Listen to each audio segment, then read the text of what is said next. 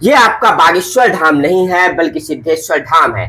यहाँ के युवा महाराज न्यूज नेशन में ट्रोल भी बहुत हुए थे, लेकिन अंदाज देखिए तो बागेश्वर धाम बनते नजर आ रहे हैं और दावा है सन्यासी बाबा पर आस्था और चमत्कार का।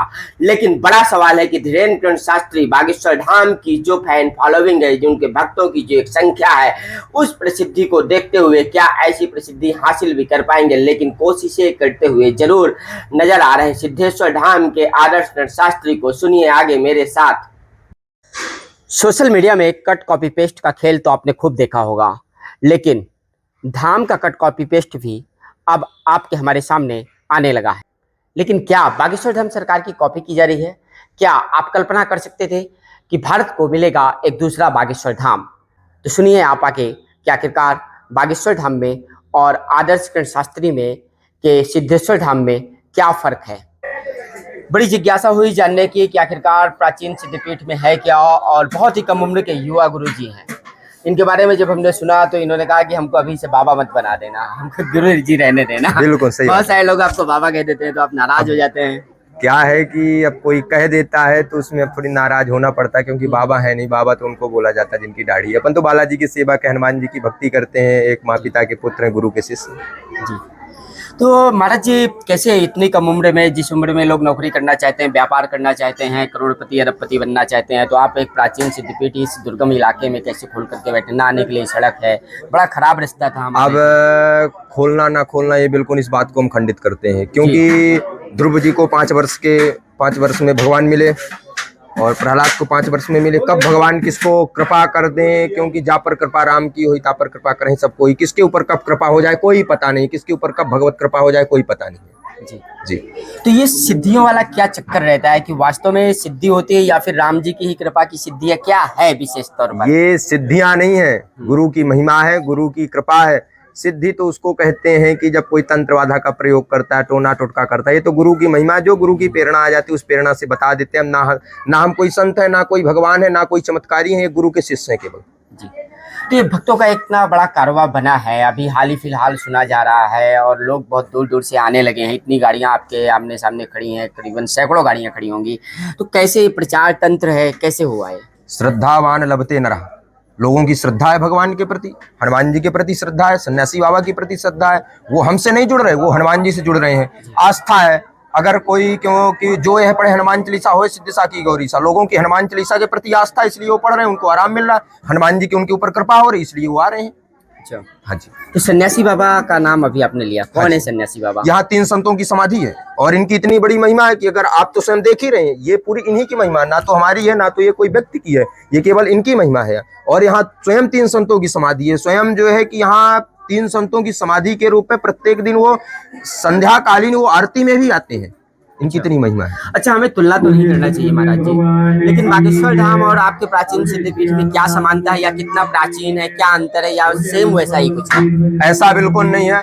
कूलर और पंखा में धरती आसमान के अंदर है। अगर अपन कूलर में बैठेंगे तो थोड़ी ठंडी हवा मिलेगी, पंखा में बैठेंगे तो थोड़ी गर्म मिलेगी ना, हवा वैसे ही रहती है।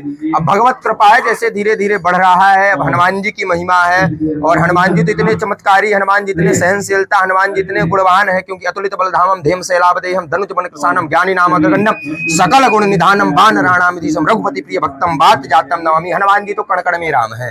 अब जब कण कण में राम है तो कृपा भी कण कण में होती है। अच्छा। हाँ जी। तो क्या अभी आपने कोई तपस्या वगैरह की थी, या? सबसे बड़ी हमारी तपस्या है गुरु की साधना। गुरु के चरणों में पढ़ना, गुरु के पकड़ो चारण, गुरु के पकड़ो चरण, प्रभु के पकड़ो आचरण, तो राम का अपने आप मिल जाता है शरण। गुरु की तपस्या है, माता पिता की सेवा है। तो आगे संपूर्ण जीवन इसी मार्ग में? बिल्कुल, आजीवन। आजीवन। बिल्कुल। क्या कहेंगे भक्तों को, क्या संदेश है? नवरात्रि का पर्व भी आ रहा है। भक्तों को एक ही बात कहेंगे, आप सत्य पर जियो, सनातन की सेवा करो, सच्चे हिंदू बनो, मोक्ष मिलेगा। और क्योंकि सत्य वचन अरु दीनता पर तिय मातु समान, इतने में जो ना मिले तुलसीदास जमान। तुलसीदास जी ने रामचरितमानस लिखी। जब लिख रहे थे तो लोगों ने उनकी बड़ी निंदा की और लोगों ने उनको बड़ा गाली दी, लेकिन उन्होंने उपद्रवियों के लिए भी लिखा तो सिद्धेश्वर बालाजी का वो दरबार है। जो कहते हैं कृपा नहीं होती, जो कहते हैं हनुमत लाल की कृपा नहीं होती, जो कहते हैं सनातन पाखंड है, जो कहते हैं कि ये सनातन को डुबाने के लिए लोग पाखंड करते हैं, तुम आ जाना, सिद्धेश्वर धाम की महिमा देख लेना। अच्छा, हाँ जी। तो महाराज जी आपके भक्त तो जो आपको जानते हैं, आपसे परिचित हैं, आपका शुभ नाम भी जानते हैं, जैसे वो उनका नाम है धीरेन्द्र शास्त्री जी। आपका शुभ नाम हमारे दर्शकों को, जो अन्य सब लोग भी आपको जानेंगे इस देश दुनिया में, उन आपका शुभ नाम, आपका परिचय क्या है? अब हमारा सबसे बड़ा परिचय है, जिस तरह हनुमान जी ने बताया था, राम दूत मैं मातु जानकी, हनुमान जी ने ये नहीं बताया कि मैं अंजनी का पुत्र हूँ। हनुमान जी ने कहा राम दूत मैं मातु जानकी, सत्य शपथ करुणा निदान की। तो हम तो ऐसे बालाजी के सेवक हैं, तो अपना नाम बताने से कोई बड़ा नहीं बनना चाहते। हम अपना नाम अगर किसी को बताना है तो आपसे आप यूट्यूब पर देखो, हम अपना नाम बिल्कुल नहीं बताते। जी जी, लेकिन माता पिता कुछ तो शुभ नाम रखते हैं अपने बच्चे का। अब हमारी माता जी तो हमको हरदम छोटू छोटू बोलती हैं, लेकिन वैसे अच्छा। भक्तों को जो है कि श्री आदर्श शास्त्री के नाम से लोग जानते हैं।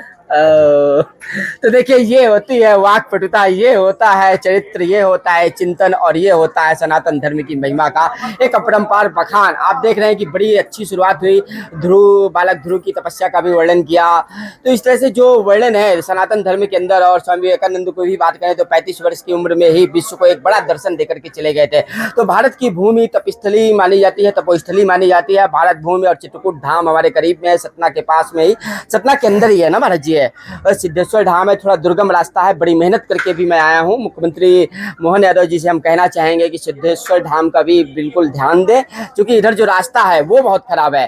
टू व्हीलर निकलना भी बहुत मुश्किल हो जाता है। बारिश के इन दिनों में जब मैं वहाँ से निकल करके आ रहा था तो मुझे लग रहा है कि मुझे सतना से चित्रकूट पहुँचने में उतना समय नहीं लगता जितना इस 2-3-4 किलोमीटर के दरमियान मुझको टाइम लग गया है। तो बने रहेगा सदैव फुल स्टॉप में मेरे साथ।